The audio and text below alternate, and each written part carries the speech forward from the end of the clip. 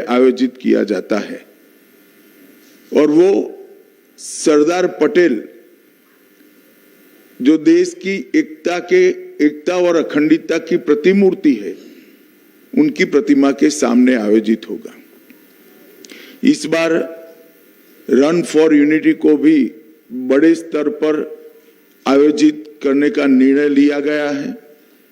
देश के सभी राज्य, केंद्र शासित प्रदेश, जिला, पुलिस स्टेशन, सभी स्कूल्स और यूनिवर्सिटी में रन फॉर यूनिटी का आयोजन हुआ है।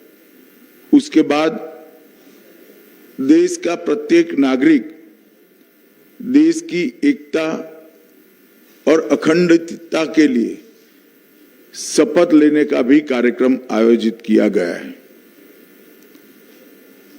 इस बार विशेष 150वीं जयंती के उपलक्ष्य में एक भारत पर्व का आयोजन एकता नगर में किया है, जो 1 नवंबर से 15 नवंबर भगवान बिरसा मुंडा की जयंती तक चलेगा और 15 नवंबर को जनजाति संस्कृति और उनके सांस्कृतिक कार्यक्रमों की एक भव्य कार्यक्रम के साथ इसका, जिसमें देश भर की जनजातियों के सांस्कृतिक विविधताएं, खाद्य परंपराएं, पोशाक की परंपराएं, शिल्पकला, लोक कला और संगीत का एक अद्भुत समन्वय बनाया जाएगा।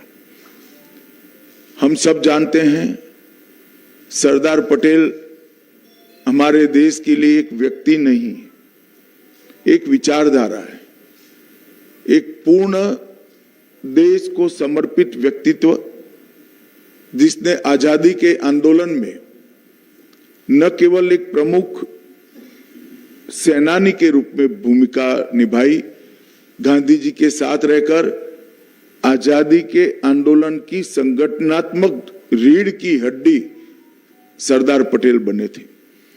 बारडोली सत्याग्रह 1928 का अंग्रेजों के खिलाफ किसानों के शोषण के लिए किया गया और वहीं से महात्मा ने स्वयं उनको सरदार की उपाधि दी।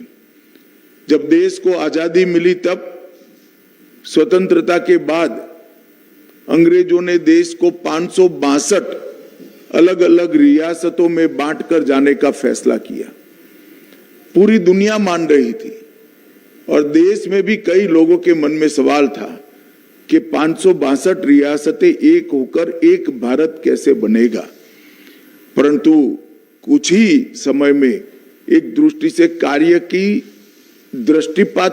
पर दृष्टिपात कर देखे तो बहुत कम समय में 562 रियासतों को एकीकृत करने का भगीरथ कार्य सरदार पटेल ने समाप्त किया और आज भारत का जो मानचित्र हमारे सामने है, वो मानचित्र सरदार पटेल की ही देन है।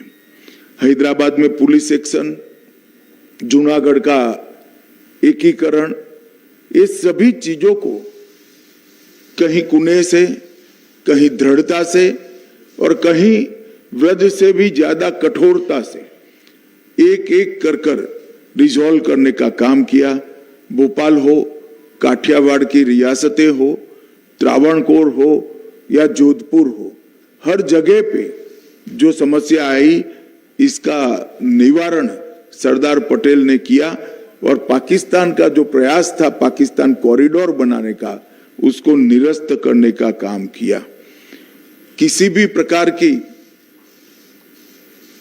प्रचार की अपेक्षा के बगैर, किसी भी प्रकार के यश के अपेक्षा के बगैर देश के लिए जीवन कैसे जिया जाता है, उसका उत्कृष्ट उदाहरण सरदार पटेल थे। जब पूरा देश 15 अगस्त को तिरंगा फहराने में व्यस्त था, तब सरदार पटेल कमांड रूम में नेवल ऑफिसरों के साथ एक ऑपरेशन मॉनिटर कर रहे थे, जिसके कारण ही आज लक्षद्वीप भारत का हिस्सा बना है। और हमारी दक्षिणी सीमा बहुत मजबूत हुई है और उस ऑपरेशन के कारण ही लक्षद्वीप में तिरंगा फहराया गया। दुर्भाग्य की बात है कि आजादी के बाद सरदार पटेल के निधन के बाद सरदार पटेल को भुलाने में कांग्रेस पार्टी ने कोई कसर नहीं छोड़ी। सरदार जैसे महान व्यक्तित्व को भी भारत रत्न मिलने में 41 साल की देरी हुई और वो देरी केवल और केवल कांग्रेस के सरदार के प्रति एक विशिष्ट अभाव के कारण रही। सरदार पटेल जैसे महान व्यक्तित्व के लिए पूरे देश में ना कोई समाधि बनी, ना कोई उनका स्मारक बना। जब नरेंद्र मोदी जी गुजरात के मुख्यमंत्री बने तब उन्होंने स्टैच्यू ऑफ यूनिटी की रचना की और एक भव्य स्मारक जो पूरे विश्व में आज प्रसिद्ध हो चुका है, वो सरदार पटेल के स्मारक बनाने का काम नरेंद्र मोदी जी ने किया। 2013 में इसकी 31 अक्टूबर को आधारशिला रखी गई। 182 मीटर ऊंचा, स्टैच्यू ऑफ लिबर्टी से भी ऊंचा ये स्टैच्यू ऑफ यूनिटी 57 महीनों में पूरा किया गया। और सरदार साहब का जीवन किसानों को समर्पित था। इसके बनाने में जो इस्पात का उपयोग हुआ, जो लोहे का उपयोग हुआ, देश भर के किसानों से लोहा एकत्रित किया गया, किसानों के औजारों को एकत्रित किया गया, इसको पिघलाकर लगभग 25,000 टन लोहे का उपयोग कर कर इस स्टैच्यू ऑफ यूनिटी को बनाया गया। 90,000 घन मीटर कंक्रीट और 1700 टन से अधिक कांसा का उपयोग कर कर एक अविस्मरणीय स्टैच्यू ऑफ यूनिटी बनाया गया है। और आज स्टैच्यू ऑफ यूनिटी सरदार साहब को श्रद्धांजलि देने का, इनके प्रति श्रद्धा व्यक्त करने का एक प्रमुख पर्यटन स्थल बन चुका है। रोजाना लगभग 15,000 लोग स्टैच्यू ऑफ यूनिटी पर आते हैं। अब तक देश के 2.5 करोड़, देश और विदेश के 2.5 करोड़ लोगों ने स्टैच्यू ऑफ यूनिटी का विजिट किया है और एक प्रकार से भारत का एक इंजीनियरिंग मार्वेल के रूप में प्रस्तापित हुआ है। नरेंद्र मोदी जी ने इसके आसपास 14 प्रकार के अन्य पर्यटन आकर्षण खड़े कर कर पर्यटकों का एक प्रिय स्थल बनाया है। वहां वैली ऑफ फ्लावर भी है, एकता नगर टाउनशिप भी है, झील सर्किट है, लाइट एंड साउंड शो है, पटेल गार्डन भी बना है, एकता क्रूज नर्मदा की नदी में घूमकर एक नयन रम्य नजारा देखने का मौका भी है, बटरफ्लाई गार्डन है, जंगल सफारी है, एकता मॉल है, ग्लो टॉर्च व्यू पॉइंट है और नर्मदा तट पर एक प्रदर्शन की दीर्घा भी बनाई। एकता नगर का जो कार्यक्रम हो रहा है, सापुतारा और विंध्याचल की पर्वतमालाओं के बीच में एकता नगर स्थित है। वहीं पर कल सुबह प्रधानमंत्री जी 7:55 को परेड की सलामी लेंगे। ये राष्ट्रीय परेड में केंद्रीय सशस्त्र पुलिस बल, कई राज्यों के पुलिस बल कौशल, अनुशासन और वीरता का प्रदर्शन करेंगे। इस वर्ष परेड के अंदर सीआरपीएफ के 5 शौर्य चक्र विजेता और बीएसएफ के 16 वीरता पदक विजेता भी शामिल होंगे। परेड का नेतृत्व महिला पुलिस अधिकारियों द्वारा किया जाएगा और परेड में ढेर सारे सांस्कृतिक प्रदर्शन भी करने का आयोजन हुआ है। हर राज्य की पुलिस से, हर सीएपीएफ के जवान अपना सांस्कृतिक कौशल का भी परिचय कराएंगे। बीएसएफ का ऊंट दल और ऊंट सवार बैंड भी इसके अंदर शामिल होगा। गुजरात का घुड़सवार दस्ता शामिल होगा।